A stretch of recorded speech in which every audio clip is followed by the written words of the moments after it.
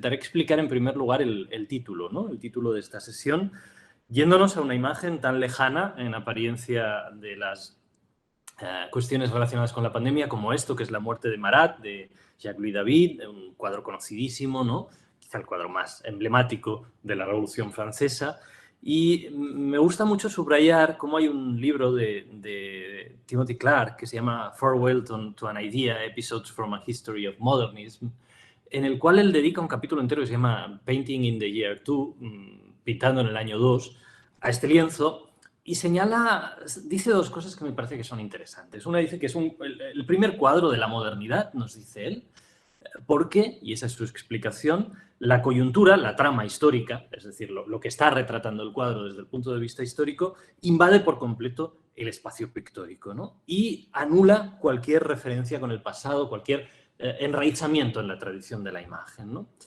Esto es lo que dice Timothy Clark. A mí me gusta mucho pensar o razonar en ese sentido lo que al respecto de este mismo cuadro y discutiendo con Timothy Clark señala Carlo Ginzburg en un libro que es un poco el origen del título de esta charla, que es Paura, reverenza, terrore, 5 saggi di iconografía política, es decir, miedo, reverencia, terror, 5 ensayos de iconografía política. En este libro, Ginzburg nos dice que no está de acuerdo con eso, es decir, sí que hay una trama política, coyuntural, que se declina en torno a este cuadro, pero a la vez hay un uso del trasfondo histórico, religioso, iconográfico. Por ejemplo, fijaos en este brazo caído, que tradicionalmente expresa la muerte de un personaje, ¿no? Que es prácticamente el mismo que en este descendimiento de Caravaggio, y que, en definitiva, nos habla sobre todo de la muerte expiatoria de alguien, de Cristo, ¿no? Es decir, Marat aparece investido con los rasgos de Cristo y, de algún modo, aquí vemos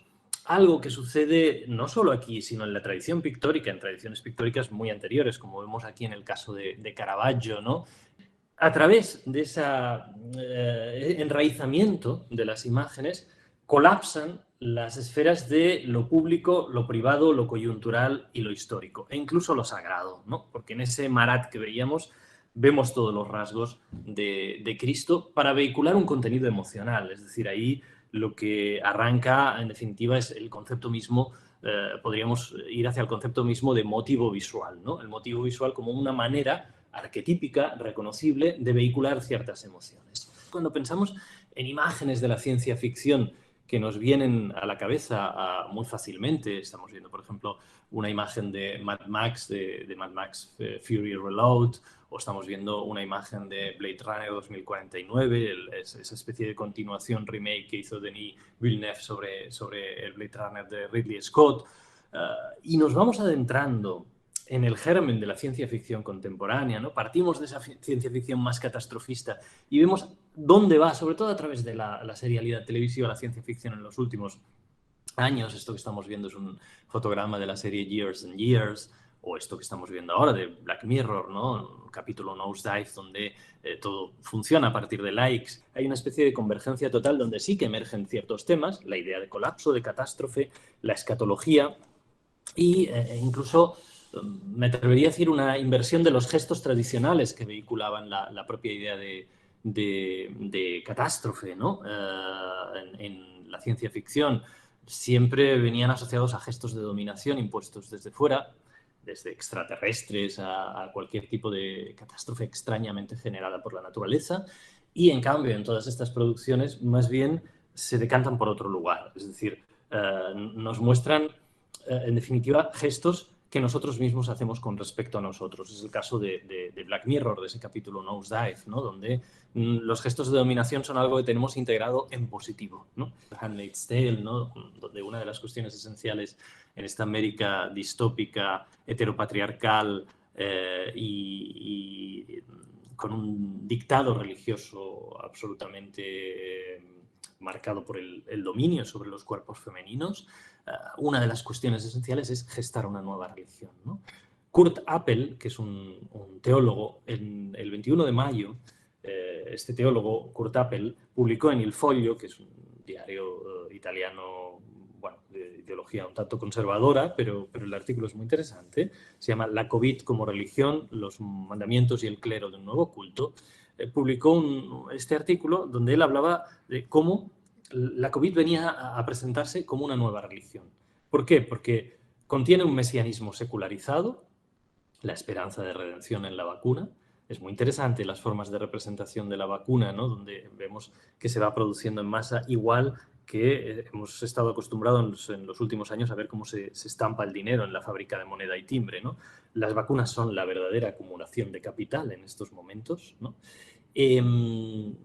Esa nueva forma de religión hace que nuestra vida exista en estado de excepción. Existe un nuevo clero, que son los virólogos, y una obediencia a preceptos, fórmulas y dogmas que todos hemos adoptado, de higiene, de protección, mascarillas, lavado de manos, etc., ¿no? A mí eso me interesa mucho, porque precisamente en una época que ha perdido sus rituales como la nuestra, algo que, por ejemplo, un filósofo coreano-alemán, Byung-Chul Han, ha señalado en uno de sus últimos libros, el SARS-CoV-2, que es en realidad el verdadero nombre de la COVID, nos proporciona un nuevo conjunto de rituales, ¿no? Jean-Luc Godard decía que lo más difícil de cambiar son las formas. Y es así, es decir, lo más difícil de cambiar es cómo caminamos, cómo nos desplazamos, cómo nos saludamos, cómo nos besamos, cómo manifestamos nuestro cariño, cómo nos abrazamos, ¿no? El cine es pródigo en la manera de reflejar las formas, ¿no? Esto que estamos viendo ahora son dos fotogramas de La Edad de Oro de Luis Buñuel, donde dos amantes que están en un jardín galante se retiran detrás y pensamos como espectadores que se abrazarán, que se besarán, que harán todo lo que esperamos de dos amantes, y de repente descubren que no saben manifestarse el amor y empiezan a morderse, como vemos, a hacerse unas cosas muy extrañas que rompen totalmente con la forma que tenemos de entender el afecto, ¿no? Y ahí nos podemos distanciar y pensarlo, ¿no? Lo más difícil de cambiar son esas formas, ¿no? El propio Godard ha señalado que el cine, que las formas audiovisuales en realidad no son un modo de ordenar el mundo, sino de desordenarlo para entenderlo mejor. Así que desordenemos un poco los gestos de la pandemia para intentar entender mejor el terreno, ese terreno pseudo-religioso también en muchos sentidos, en el que estamos, ¿no? Y a través de Barbour preguntarnos cuáles son esos gestos y si deseamos igual, cómo construimos esa imagen futura o la correlación entre presente y futuro y cómo han cambiado nuestras ideas de colapso, por ejemplo, ¿no? Quizá una de las primeras imágenes donde verdaderamente vemos una concreción más manifiesta, más clara del virus es esta, la extracción en China de un paciente que nos llegó no a través del gobierno chino en una cámara de presión inversa, en una cámara de aislamiento, y que, de presión negativa, vamos, y que aquí sí veíamos una conexión iconográfica con las epidemias anteriores, la epidemia del ébola, la gripe española, el cólera o incluso la sífilis, ¿no? Una ha habido en cada siglo. Es muy interesante en ese sentido, dentro de un volumen colectivo gratuito que circula por internet que tiene el desacertado título de Sopa de Wuhan, ¿no? Donde hay textos de filósofos diferentes, hay un artículo de Paul Preciado muy interesante sobre esa genealogía de la iconografía de las pandemias anteriores. En realidad, es absolutamente indispensable entender que la expresión de la emoción, la expresión del sufrimiento,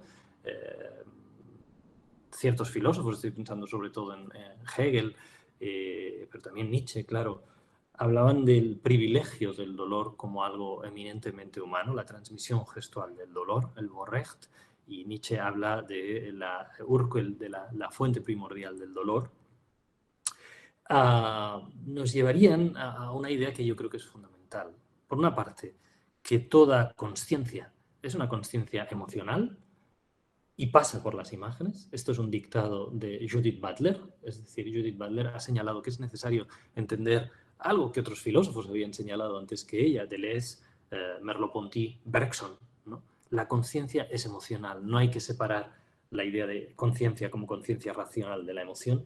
Eso, en primer lugar, y en segundo lugar, que los conflictos, su representación en nuestras sociedades, solo existen cuando estos conflictos y estas expresiones colectivas de patos toman forma visual, ¿no?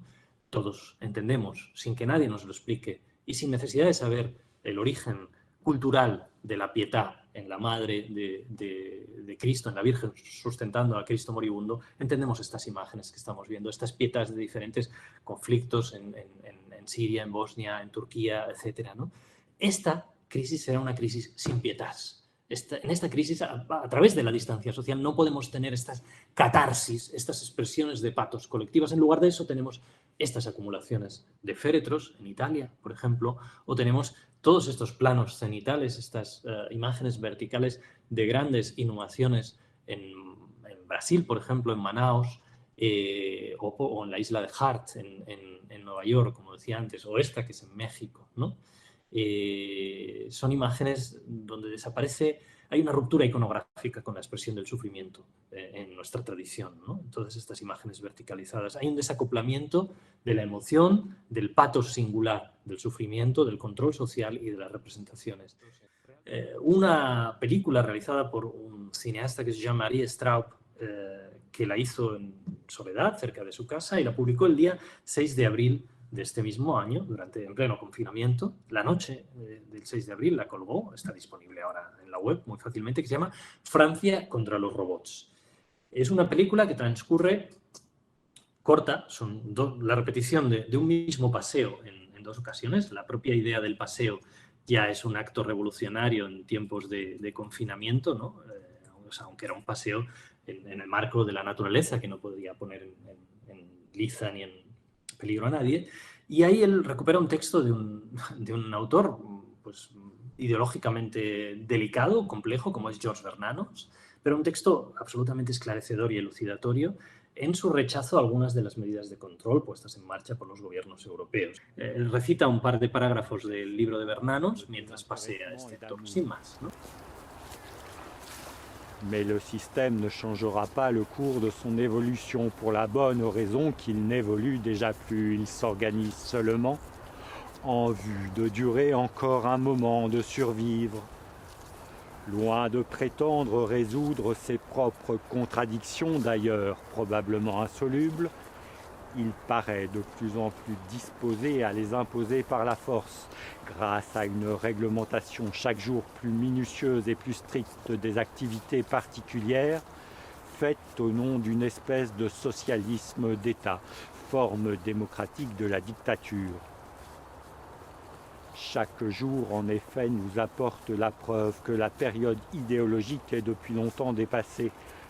À New York comme à Moscou ou à Londres, nous voyons la démocratie impériale anglaise, la démocratie plutocratique américaine et l'empire marxiste des dominions soviétiques. Sinon marcher la main dans la main, il s'en faut du moins poursuivre le même but, c'est-à-dire maintenir coûte que coûte, fût-ce en ayant l'air de le combattre, le système à l'intérieur duquel ils ont tous acquis richesse et puissance. Car à la fin du compte, la Russie n'a pas moins tiré profit du système capitaliste que l'Amérique ou l'Angleterre. Elle y a joué le rôle classique du parlementaire qui fait fortune dans l'opposition. Bref, les régimes jadis opposés par l'idéologie sont maintenant étroitement unis par la technique.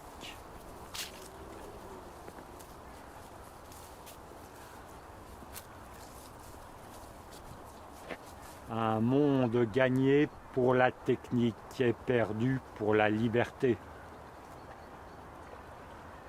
Esta película, que es muy perturbadora en su simplicidad, Straub no únicamente trata de preguntarse cómo el uso de las imágenes puede contribuir, como decíamos antes, a la destrucción del mundo, como decía el cineasta Harun Farocki en su libro Desconfiar de las imágenes, sino trata también de entender desde dónde hacer o conseguir que en el cine se quiebre esa interpenetración de las imágenes con el Big Data, que a veces aparece también en las series contemporáneas, ¿no? Cuya utilidad además resulta indudable para combatir la pandemia y necesaria, ¿no? Pero asimismo puede contribuir como una prolongación del virus a la destrucción del mundo que conocemos o, en palabras de Farocki, a la erosión del mundo que conocemos.